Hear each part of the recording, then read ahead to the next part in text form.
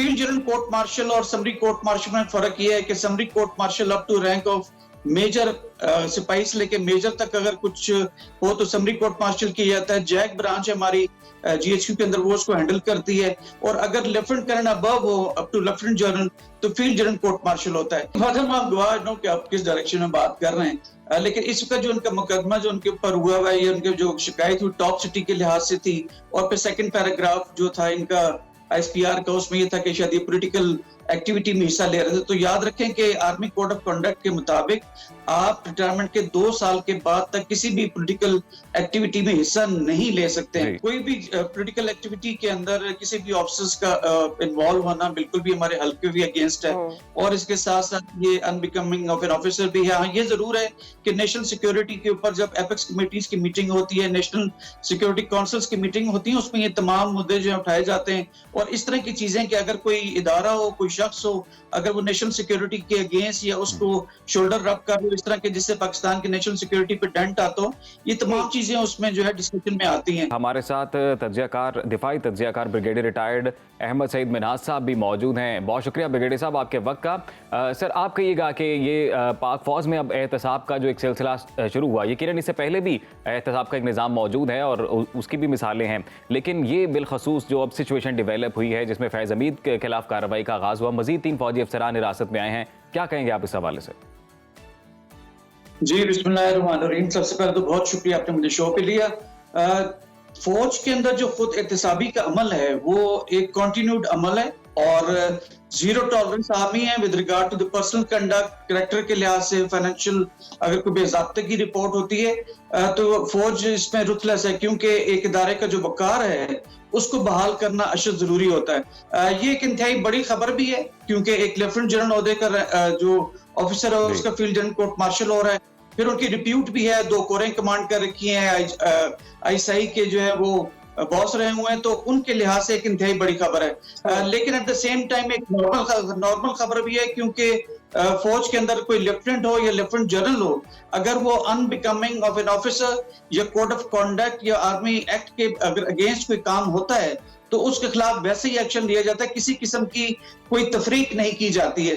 अब जब field general court martial को आज चौथा रोज है और रोजाना की बुनियाद पर इसकी सुनवाई हो रही है, क्योंकि फौज के अंदर वो इस चीज से बड़ा स्ट्रांगली बिलीव किया जाता है कि justice delayed is justice denied. तो मैं उस हिस्से में जब अनफोल्ड होना शुरू हुई है, मजीद जब इस हिस्से में तहकीकात या समरी ऑफ एविडेंस जब रिकॉर्ड हो रही होगी तो उसमें मजीद 3 ऑफिसर्स का नाम जो है, इसमें तीनों सीनियर ऑफिसर्स हैं, इसमें एक कर्नल साहब हैं और 2 ब्रिगेडियर्स हैं। ब्रिगेडियर साहब, क्या तीनों अफसरान के खिलाफ भी कोर्ट मार्शल की कार्रवाई की जा सकती है?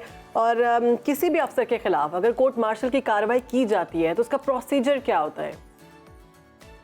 देखिए, फील्ड जनरल कोर्ट मार्शल और समरी कोर्ट मार्शल में फर्क ये है कि summary court martial up to rank of major सिपाही से लेके मेजर तक अगर कुछ हो तो समरी कोर्ट मार्शल किया जाता है। जैक ब्रांच है हमारी जीएचक्यू के अंदर, वो उसको हैंडल करती है। और अगर लेफ्टिनेंट कर्नल अबव हो अप टू लेफ्टिनेंट जनरल तो फील्ड जनरल कोर्ट मार्शल होता है। ये जो 3 ऑफिसर्स का नाम आ रहा है, अगर ये भी उसी किस्म की कार्रवाई में या उसी किस्म की हरकतों में इन्वॉल्व पाए गए जो कि नेशनल सिक्योरिटी पे डेंट डाल रही थी, तो इनका भी फील्ड जनरल कोर्ट मार्शल होगा। अगर ये सिर्फ गवाह के तौर पे पेश हुए हैं और इनका नौयत इतने ऑफेंस की ज्यादा नहीं है, तो फिर इनकी जो लेवल ऑफ पनिशमेंट है वो निस्बतन कुछ कम होगी, क्योंकि जितना रैंक में आप सीनियर जाते हैं तो आपसे उतनी जिम्मेदारी की तवक्को भी की जाती है फौज के अंदर।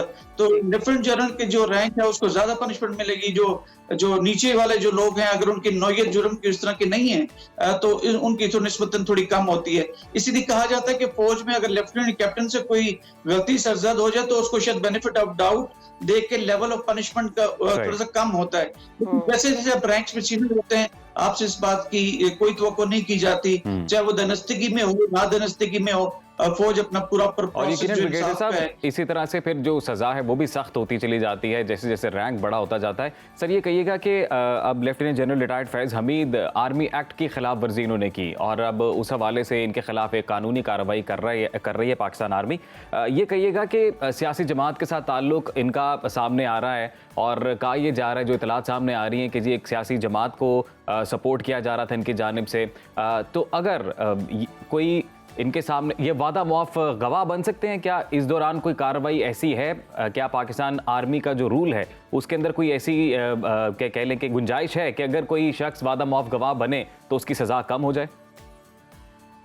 देखिए, वादा माफ गवाह नो कि आप किस डायरेक्शन में बात कर रहे हैं, लेकिन इसका जो उनका मुकदमा जो उनके ऊपर हुआ है, ये उनके जो शिकायत हुई टॉप सिटी के लिहाज से थी, और फिर सेकंड पैराग्राफ जो था इनका एसपीआर का, उसमें ये था कि शायद ये पॉलिटिकल एक्टिविटी में हिस्सा ले रहे थे। तो याद रखें कि आर्मी कोड ऑफ कंडक्ट के मुताबिक आप रिटायरमेंट के 2 साल के बाद तक किसी भी पॉलिटिकल एक्टिविटी में हिस्सा नहीं ले सकते हैं। और लेकिन उनकी जो नौयत है बेसिकली जो इस वक्त मीडिया में, क्योंकि कोर्ट में केस है, मजीद तफसीलात बाहर मौजूद नहीं है, तो मेरी अप्रीहेंशन के मुताबिक इन्होंने अपने रैंक को या हल्का अहबाब को, क्योंकि इनकी सेहत तो थी डीजीआईएसआई होने के नाते भी और बड़ा रैंक होने के नाते, चकवाल के इलाके में इनकी सेहत तो खासी थी। अगर ये लोगों को इन्फ्लुएंस करें अपनी पोजीशन की वजह से, तो that's unbecoming of an officer कि वो अपने कोड ऑफ कंडक्ट की खिलाफवर्जी कर रहे थे। जहां तक इस बात का ताल्लुक है कि वादा माफ गवाह बनने का, ये सारी अप्रीहेंशंस हैं। जब चीजें अनफोल्ड होंगी तो चीजें खुद ब खुद सामने आ जाएंगी। ब्रिगेडियर साहब, जैसा कि अभी गजाला ने भी बताया कि मुल्क को अदम इस्तेहकाम का शिकार करने से मुतल्लिक जो कार्रवाइयाँ थी उनका हिस्सा रहे ये साबिक फौजी अफसरान जिनके खिलाफ अब ये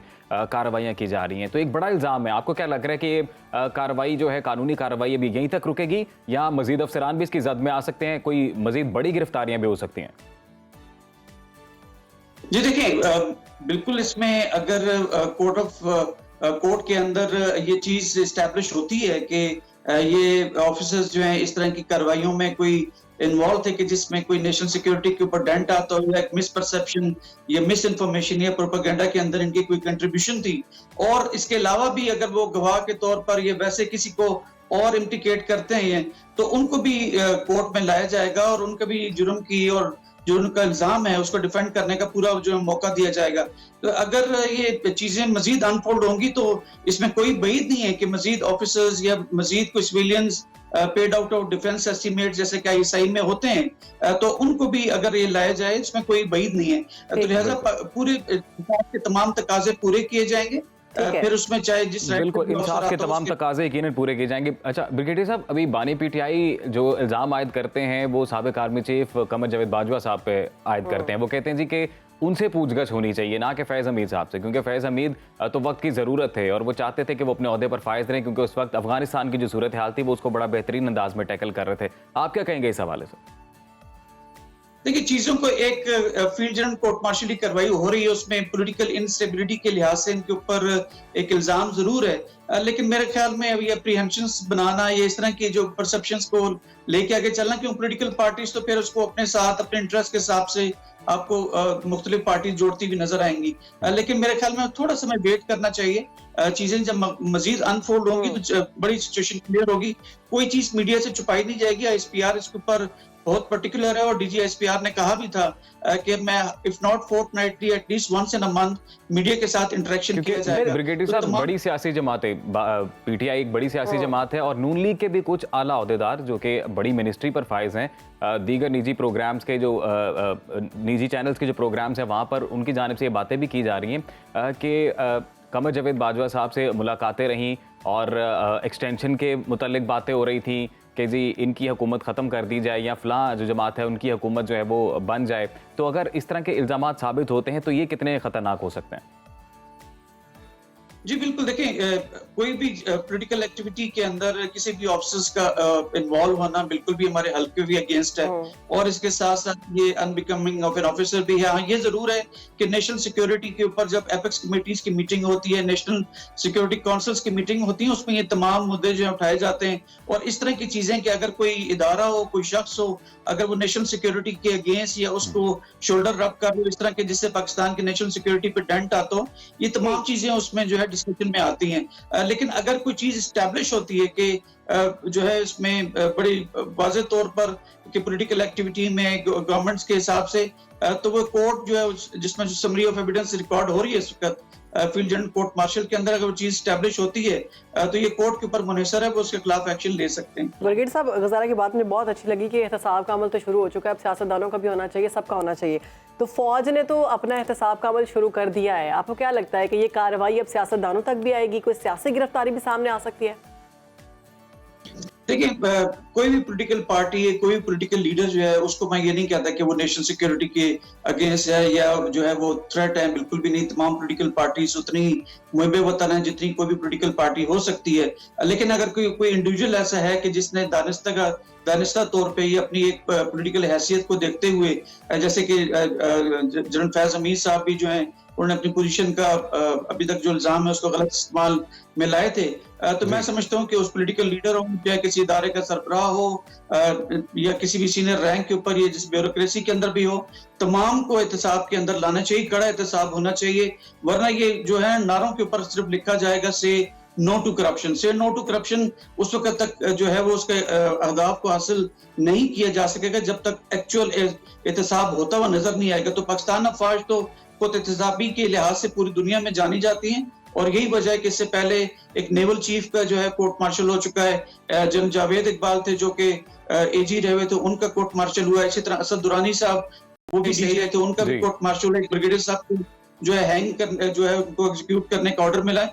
तो ये कोई चीज पचम्बे की बात नहीं है, लेकिन चूंकि इस वक्त एक ऐसे जनरल का नाम आ रहा है कि जो कि डीजीआई सईद है, और मैंने इससे पहले का प्रोफेशनल जी बिल्कुल अब ये एहतसाब का एक सिलसिला शुरू हो चुका है जी।